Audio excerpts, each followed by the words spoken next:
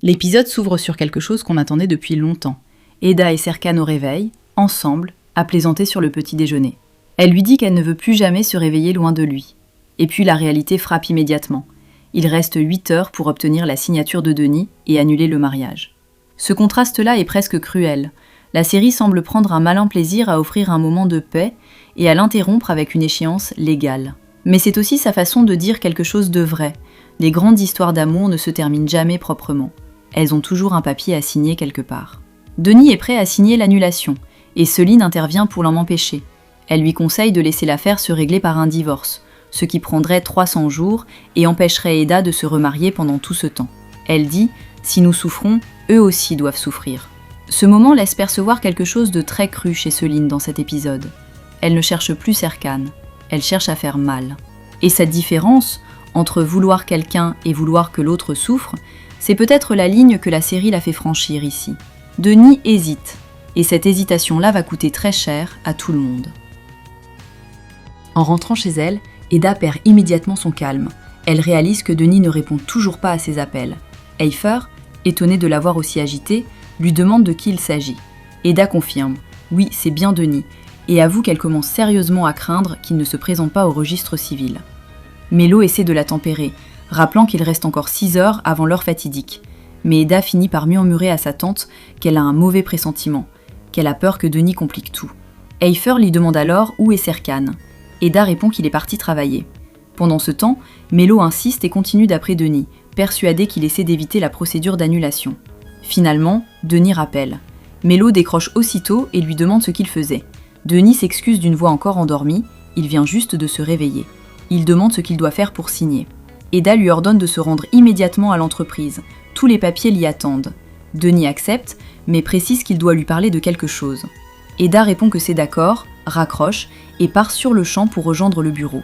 Mélo et Eifer, restés à la maison, poussent enfin un petit soupir de soulagement. Ailleurs, Seifi apporte un café à Aydan, qui le remercie avec un sourire. Il remarque aussitôt qu'elle est particulièrement rayonnante aujourd'hui. Aydan explique que le fait de voir Serkan et Eda se rapprocher à nouveau lui remplit le cœur de joie. Seifi lui propose de s'installer pour savourer son café pendant qu'il termine une préparation en cuisine. Aydan accepte et décide, en attendant, d'appeler Eifer. Au téléphone, Aydan demande comment elle se sent. Eifer avoue qu'elle est tendue. Les filles ont eu beaucoup de mal à joindre Denis. Aydan se crispe. Il a changé d'avis ? Eifer la rassure. Non, ils ont fini par le joindre. Il disait simplement qu'il dormait. Aydan souffle. Dans ce cas, qu'il signe et qu'il retourne dormir après. Eifer conclut qu'elle souhaite juste que les jeunes puissent enfin être heureux, sans qu'un nouvel obstacle vienne tout gâcher. Chez Aydan, quelqu'un frappe à la porte. Elle croit que c'est un vendeur, et puis une voix dit « Solyo ». C'est Kemal, son premier amour. Elle est choquée, comme si elle avait vu un fantôme. Il lui dit qu'il a appris son divorce, qu'elle est toujours aussi belle. Il lui reproche de ne pas l'avoir rejoint des années plus tôt quand ils avaient prévu de s'enfuir ensemble. Elle avoue qu'elle n'avait pas voulu lui faire plus de mal. Le plus troublant ici, c'est que cet arc narratif arrive dans un épisode entier de course contre la montre et de tension, et il apporte quelque chose de complètement différent. Une histoire enfouie, une dette émotionnelle que personne n'avait vu venir. Serkan appelle Céline. Il l'accuse d'avoir tenté de voler leur vie à lui et à Eda. Il lui dit qu'il ne l'aime pas. Céline propose de céder ses parts dans l'entreprise. Serkan refuse. Il veut seulement qu'elle s'excuse auprès d'Eda. Elle refuse catégoriquement. Ce qui rend cette scène intéressante, c'est ce que Serkan ne demande pas. Il ne demande pas d'argent, pas de réparation professionnelle. Il demande des excuses, quelque chose de symbolique. Et Céline, qui refuse même ça, laisse percevoir quelqu'un qui n'est pas encore prête à regarder ce qu'elle a fait. Le compte à rebours tourne. 5h28, 4h15, 3h54. Denis n'appelle pas, ne répond pas, ferme son café pour une durée indéfinie. Mélo et Yeren s'inquiètent. Il est peut-être en train de manigancer quelque chose.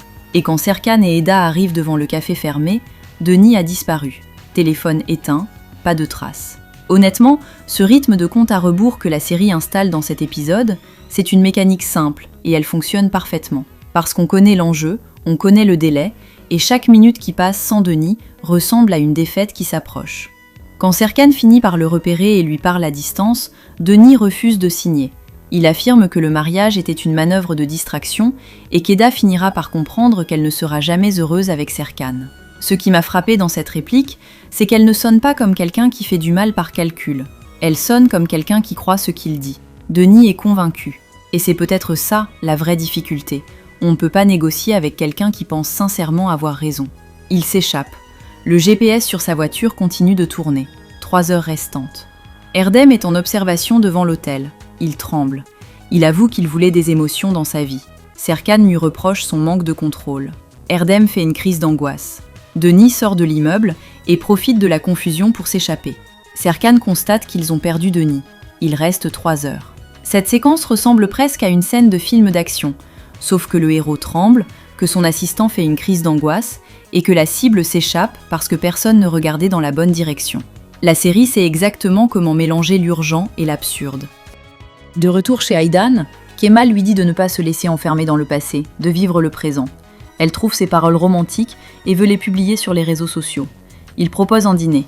Elle accepte à demi-mot. Et tout le monde autour d'elle trouve l'homme parfait. Ce moment donne plutôt l'impression d'un épisode qui s'offre une respiration au milieu d'une course contre la montre. Aydan qui retrouve un premier amour pendant que son fils court après un ex-gendre. C'est exactement le type de parallèle que cette série installe sans jamais le commenter. Et pourtant il dit quelque chose. Sur les secondes chances, sur le temps qui passe.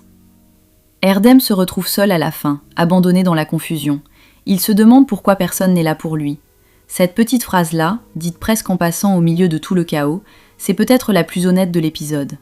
Parce qu'Erdem est là à chaque épisode, il aide, il suit, il court, il pose un GPS, il fait une crise d'angoisse en mission. Et personne ne lui demande jamais comment il va. Ce passage ressemble presque à une question que la série pose discrètement, sauf qu'elle ne semble pas prête à y répondre tout de suite. Ce que cet épisode laisse percevoir surtout, c'est que retrouver la mémoire ne résout pas tout. Serkan se souvient, il aime Eda, et pourtant. Denis refuse de signer, Céline manœuvre dans l'ombre, un mariage accidentel reste valide, et le temps tourne.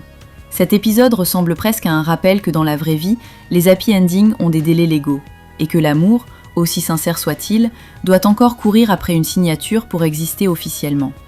Dites-moi en commentaire, vous pensiez que Denis allait signer facilement, ou on a l'impression depuis un moment qu'il était prêt à tout pour garder ce mariage? Je lis tout. Un like et un abonnement, ça m'aide vraiment chaque semaine. Merci d'être là. Rendez-vous tout de suite pour l'épisode 112, le GPS sur la voiture de Denis, 3 heures au compteur, Céline qui observe depuis les coulisses, et Kemal qui semble décidé à rester. J'ai l'impression que la prochaine heure de cette série va tout décider. Quiz, épisode 111, as-tu bien suivi? Question 1. Pourquoi Eda et Serkan sont-ils stressés dès le réveil? A. Ils ont oublié un rendez-vous. B. Il reste 8 heures pour annuler le mariage avec Denis. C. Ils doivent partir en voyage. D. Céline les menace.